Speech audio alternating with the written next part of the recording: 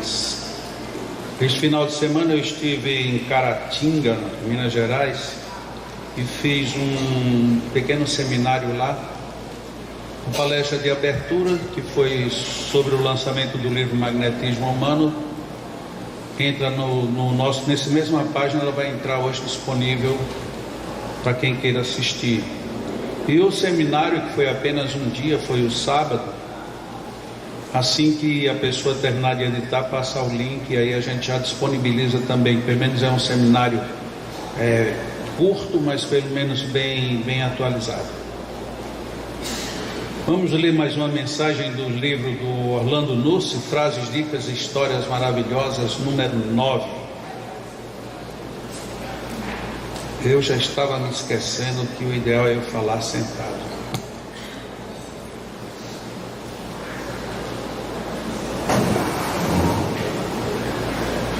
Moraes, eu acho que eu vou sair do foco, Moraes. Não sei como é que você deixou. É que eu quero ficar em pé, mas aí de repente as pernas começam a dizer que não, eu tenho que sentar. Vamos lá. Qual é a melhor religião? Leonardo Boff disse que certa vez, no intervalo de uma mesa redonda sobre religião e paz entre os povos da qual participava junto estava o Dalai Lama, perguntou-lhe com certa malícia, mas também com interesse teológico em seu inglês capenga: Santidade, qual é a melhor religião? Leonardo esperava que ele dissesse algo como é o budismo tibetano, ou então são as religiões orientais muito mais antigas do que o cristianismo. Mas o Dalai Lama se limitou a fazer uma pequena pausa, dar um sorriso e um olhar bem direto em seus olhos, deixando-o até desconcertado por saber da malícia que continha sua pergunta. Em seguida disse: a melhor religião é a que mais te aproxima de Deus, do infinito. É aquela que te faz melhor. Leonardo, para sair da perplexidade diante de tão sábia resposta, voltou a perguntar: e o que me faz melhor? O Dalai Lama então respondeu: aquilo que te faz mais compassivo, aquilo que te faz mais sensível, mais desapegado, mais amoroso, mais humanitário, mais responsável, mais ético. A religião que conseguir fazer isso de ti é a melhor religião. Leonardo se calou maravilhado e até os dias de hoje pensa sobre sua resposta sábia e irrefutável. Não me interessa a tua religião, ou mesmo se você tem ou não religião. O que realmente importa é a tua conduta perante o teu semelhante, tua família, teu trabalho, tua comunidade, perante o mundo. O mais valioso a se refletir de imediato numa leitura como esta é a gente se perguntar ao próprio coração: o que as minhas ideias filosóficas, religiosas, éticas e morais têm sido úteis em minha vida para que eu me torne uma pessoa melhor? Porque realmente não é de grande valia você se dizer religioso de tal ou qual igreja, de tal ou qual filosofia. Não adianta muito você dizer que você tem a consciência tranquila, se tudo o que lhe serve de base você termina não utilizando. Quando a gente assiste filmes de violência, a gente encontra personagens dizendo assim: você cumpriu a sua tarefa, graças a Deus, estou com a minha consciência tranquila. E qual era a tarefa? Matar uma pessoa, tirar algo de outra. Isso deixa alguém com consciência tranquila? Depende. Se você pensar no nível em que elas vibram, elas podem de fato estar em consciência tranquila. Mas será que isto é exatamente a proposta que foi dada pelo Dalai Lama? Será que a nossa reforma, não a reforma formal, ou a reforma porque estão dizendo que a gente tem que melhorar, mas a nossa reforma real, de mim para comigo, será que ela está acontecendo? Assisti a uma palestra, ouvi um curso, participei de um seminário, li um livro, vi num filme, o meu pastor, o meu padre, o meu orientador espiritual, recebi um guia, viam a luz, ótimo, tudo isso está muito bom, mas está mudando você?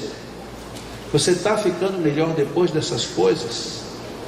Até que ponto isso me torna o indivíduo ou a pessoa, a criatura que eu preciso ser? Mas eu preciso ser isto por quê? Porque senão Deus lhe castiga. Já está errado o caminho, porque Deus não está aí para castigar ninguém. Se Deus tivesse de nos castigar, como em tese Ele sabe previamente o que a gente vai fazer, Ele já impediria que a gente fizesse e já estava castigado antes do crime acontecer.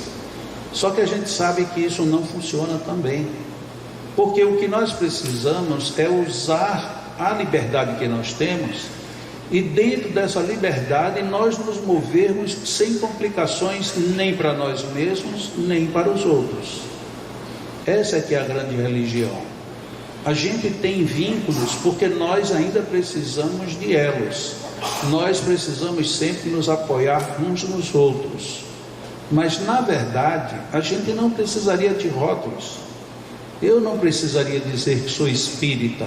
O que eu preciso é ser espírita. Assim como eu não precisaria dizer que sou católico, protestante, budista, judeu ou coisa nenhuma. Nada disso vai mudar o que eu sou se eu não mudar. Então a religião verdadeira, se a gente for tomar até naquele sentido que é bem comum, o sentido de religação com Deus, essa religação é exatamente onde esses dois se comunicam. Mas como é que eu me comunico com Deus? Eu me comunico com Deus continuando a pensar do jeito que eu penso. Eu me comunico com Deus sendo a pessoa irascível, raivosa, que não quero mudar de ideia. Hoje de manhã, tomando café, meu sobrinho me lembrou uma frase que a minha mãe dizia. Ela dizia assim: as religiões melhorarão no dia que a gente tirar Jesus da cruz. O que será que ela queria dizer com isso? O que ela está querendo dizer, de certa forma, é que a gente ainda quer uma religião onde tem alguém que se sacrifique, que padeça, que esteja lá pendurado, sofrendo, amargurado, para que a gente diga, bom, pelo menos eu tenho um Salvador. Mas qual é o papel desse Salvador? No dia que você estiver na desgraça, ele vai lá e lhe resgata. Ou seja, então você vai ficar na desgraça a vida inteira, porque você não faz a sua parte. Allan Kardec sintetiza muito bem quando ele diz assim: faze por ti que o céu te ajudará, traduzindo a mensagem de Jesus. Faça a sua parte e o céu te ajuda. Nós fazemos essa inversão o tempo inteiro. Nós queremos a ajuda dos céus sem fazermos ou sem darmos o ponto de partida. É a mesma coisa. Faça o vestibular que você vai passar. Depois que você passar, você estuda. Não funciona. O que funciona é eu tenho que estudar antes para que o meu estudo me leve aonde eu quero chegar. Todavia, não temos essa postura regularmente. A proposta do Dalai Lama, nos lembrando qual a verdadeira religião, ela nos posiciona muito melhor quando pensamos do jeito que ele disse. A verdadeira religião, ela não tem um rótulo, ela não tem somente um rótulo, assim como também Deus. Jesus, para nós espíritas, foi a mais alta figura, da mais alta envergadura que esteve na terra.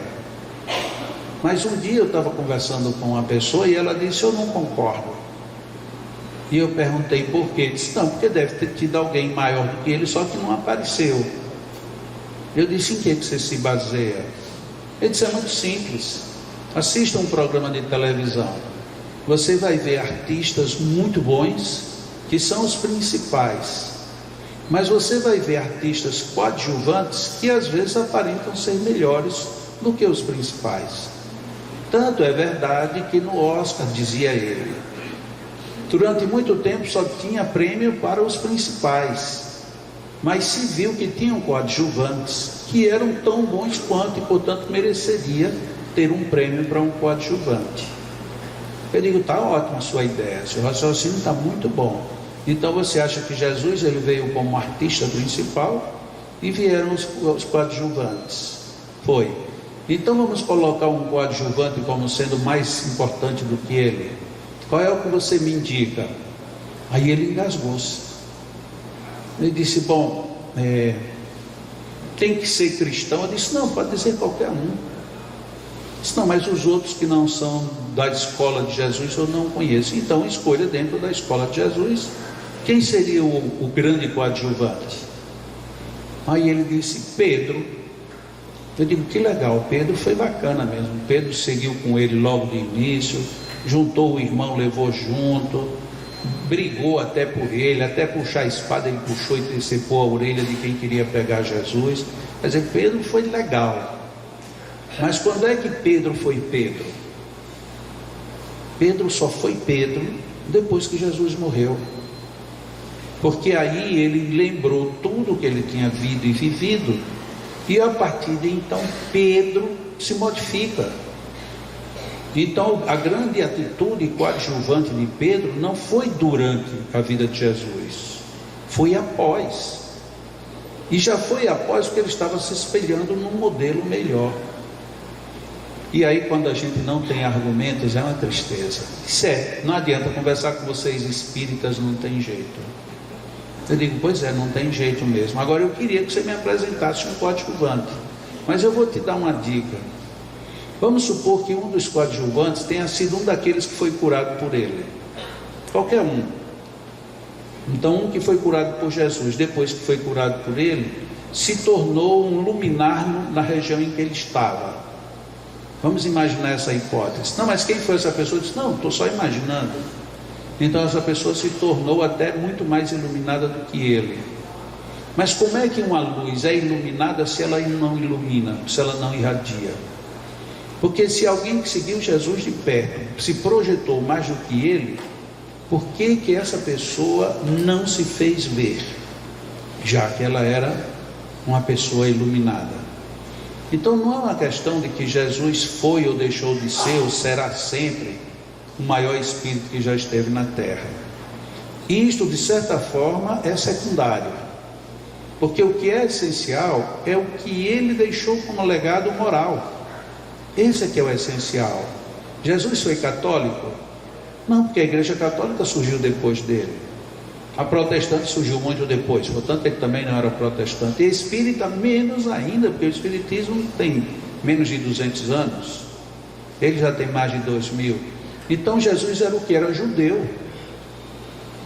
Mas aí como foi que ele se deu como judeus? Numa confusão enorme. Por quê? Porque ele não queria seguir os ritos judaicos. No rito judaico ele não poderia curar no sábado. E ele disse, bom, e se a tua ovelha foge no sábado, você vai atrás dela? Como judeu muito apegado em dinheiro já desde aquela época, disse, claro que eu vou. Então me é lícito ir buscar uma ovelha que se desgarrou? E não é lícito curar uma pessoa que está doente? Ou seja, põe em xeque o próprio princípio daquela moral religiosa. Então Jesus ele não se limitava a isso. Por isso é que ele se tornou grande. Não porque ele foi o filho de José e Maria, que eram dois ninguém. Não porque ele nasceu numa manjedoura ou porque morreu numa cruz. Nada disso em tese faria maior diferença no contexto. Há inclusive uma hipótese de que Jesus, eu até comentei isso aqui já tem alguns anos, de que Jesus não era pobretão, como muita gente imagina. Porque a gente imagina que ele nasceu numa manjedoura, portanto ele não tinha recursos nenhum. Mas se a gente acompanha a infância de Jesus, a gente vê que a família dele tinha jumento. E naquela época você ter um jumento, você só tinha se tivesse dinheiro. Porque o bem mais caro da região, da Palestina, era água. E você tinha que ter água para a família e para o animal, e tinha que ter comida verde para dar para o animal. Só quem podia ter animal para uso eram pessoas que tinham salários relativamente bons ou bons ganhos. E o pai de Jesus era marceneiro, que na época era uma das profissões mais rentáveis que existia. Então Jesus não viveu na miséria, como muita gente imagina. Todavia, nem foi a falta de miséria, nem a presença da miséria que o tornou quem foi. Então, quando o Dalai Lama diz que a melhor religião é aquela que nos transforma para sermos melhores, isto se aplica inclusive a Jesus, que mesmo como judeu não seguiu o judaísmo. Ele nem foi judeu, na realidade, muito menos islamita, nem coisa nenhuma. Jesus foi Jesus e marcou a humanidade em antes e depois dele. Quando muitas vezes casas espíritas se digladiam, dizendo: se você frequenta aqui, você não pode frequentar outra casa espírita, isso me deixa em pânico interior, porque se nós não nos respeitamos a nós mesmos, como respeitaremos aos outros? Qual é o problema de alguém acreditar diferente de mim? Tem uma outra pessoa que chegou para mim e disse: eu até aceito o espiritismo, mas a tal da reencarnação não passa. E aí a minha mãe era católica, era pré-noviça, ela ia ser freira quando se casa. No primeiro dia que chega em Natal, entra na Federação Espírita do Rio Grande do Norte, estava falando sobre reencarnação. E ela disse: pronto, era isso que eu queria. Então o mesmo assunto que para um é fantástico, para o outro é fantasioso. O mesmo assunto que a nós nos atrai, aos outros às vezes são repulsivos. Mas são problemas pessoais, são estruturas emocionais, muitas vezes são vínculos de muitas datas. Aquela palavrinha que eu tenho falado tanto ultimamente, são as nossas crenças. A gente, quando nasce, nos impõe, nós vemos a imposição de um determinado número de crenças, e algumas ficam muito arraigadas dentro de nós. Muitas delas têm relação com religiões. Bom, eu vou para o espiritismo, eu tomo passe, eu assisto palestra, participo de estudo, mas no domingo eu vou para a missa. Sim, qual é o problema? Eu não vejo o problema. Mas tem pessoas que por conta disso desqualificam: você nem é católico nem é espírita. Ah, que bom, então eu sou uma pessoa boa independente de ser católico ou espírita. É o supra-sumo da sugestão do Dalai Lama, que por sua vez nem é católico nem é espírita, é tibetano. E aí, o que ele disse é ruim só porque ele não é nem católico nem espírita? O que ele disse é extremamente valioso. E ele estava conversando com alguém. Com quem? Com a eminente figura do catolicismo, Frei Leonardo Boff. Tudo isso é muito valioso se a gente aproveitar para a nossa vida. E tudo isso perde total valor se a gente não, pelo menos, refletir sobre como ser melhor. Vai para casa daqui a pouco, está dirigindo, pelo menos 2 semáforos, tenha paciência, se você não costuma ter. Se alguém te passou muito rápido, diga que Deus o proteja, em vez de desejar que encontre um poste. Se você está num ônibus lotado, diga: que bênção, pelo menos eu não estou indo a pé. E por aí vai. É dessa forma que a gente vive uma grande religião interior. Deus, Senhor da vida, Pai de infinita sabedoria, misericórdia, bondade, nós te agradecemos por tudo que ocorre nas nossas vidas. Mas te pedimos, Senhor, para nos dar sabedoria de aproveitarmos bem tudo o que temos. Porque se temos, é porque está a nosso benefício, não para a nossa perdição, mas para o nosso progresso. Se dispomos de bens, que os bens sejam apenas dispostos. Não nos apeguemos excessivamente, para não perder as oportunidades do bom proveito. Se não temos bens, que bom que assim seja, porque não nos comprometemos de forma desordenada com aquilo que por algum motivo não nos chegou. Saibamos ganhar com o que temos. e viver de tal maneira que não dependamos do que não temos. É mais uma atitude de sabedoria em nosso dia a dia, que é retratado pela natureza e por tudo que nos cerca. Pedimos esta sabedoria. Jesus, Mestre que em nossas almas não está crucificado, Senhor que em nossas vidas continua sendo um grande exemplo, irmão maior, perfeição a que todos nós nos destinamos e que devemos ter consciência de buscá-la. Seja o teu Evangelho, Senhor, um marco firme e seguro em nossas vidas. Não queremos religiosismos nem igrejismos.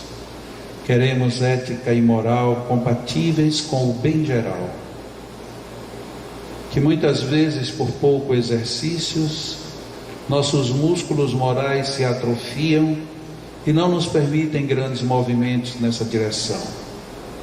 Mas sabemos que quanto mais nos exercitarmos, melhores condições teremos de viver a simplicidade e a bondade, a grandiosidade que vem da vida e que está em teu Evangelho. Amigos espirituais, anjos de guarda, estejam conosco, inspirem-nos o melhor, despertem em nossos corações e em nossas mentes o real, sincero, forte desejo de servir, de sermos úteis e de ouvirmos os teus conselhos. Amigos espirituais, é bastante perceptível a presença de todos vós conosco, a partir do clima que se estabelece dentro deste salão, a partir dos fluidos que nos envolvem a todos. São fluidos de refazimento, de harmonização, são fontes reais que podemos utilizar, cada um de nós, para o nosso próprio benefício físico, psíquico, moral e espiritual. Este ambiente tão tranquilo que às vezes até nos perturba, é tudo de bom que precisamos para aquietar nossos sentimentos, nossas ânsias, e transformar os nossos desejos em súplicas de virtude para nossas almas. Estes fluidos que aqui se derramam e que já nos envolvem, neste momento nos penetram de uma forma mais intensa, reforçados pelos fluidos magnéticos dos nossos magnetizadores, que iniciam também as suas doações objetivas para o bem de todos. Que a nossa mente funcione agora assim. Deus Pai amado, permite que eu absorva todos esses fluidos, que o meu coração seja um grande imã de atração para essas energias e que elas se derramem sobre todas as células do meu corpo. Que estas energias, que estes fluidos me façam o bem que vim buscar. Pensemos também assim. Deus Pai amado, que a nossa mente esteja aberta para igualmente receber a sutileza de todos esses fluidos e desta maneira sentirmos o despertar de bons sentimentos em cima de boas ideias. Que o sentimento esteja vinculando mente e coração, que nos espiritualizemos com estas energias um pouco mais, e que tudo isto reforce a absorção de forças morais, para daqui sairmos hoje muito mais renovados do que imaginávamos. E pensemos ainda assim: Senhor da vida, como seres imortais, filhos diretos do Teu amor, alimenta nosso espírito, alimenta-nos, dá-nos aquele alimento bendito que todos precisamos, e que tudo isto seja fruto de uma busca nossa, que nós busquemos, que nós captemos, que nós absorvamos e que nós retenhamos em função e em benefício de nós mesmos. Porquanto sabemos, quão melhores estivermos, melhores condições teremos para levar adiante todas essas bênçãos. Deixemo-nos nos invadir por estes fluidos. São fluidos muito especiais, muito ricos, que nos fortalecem corpo, alma, espírito, que revigoram sentimentos, funções da mente, estruturas emocionais profundas, bem como a essência espiritual que cada um de nós somos.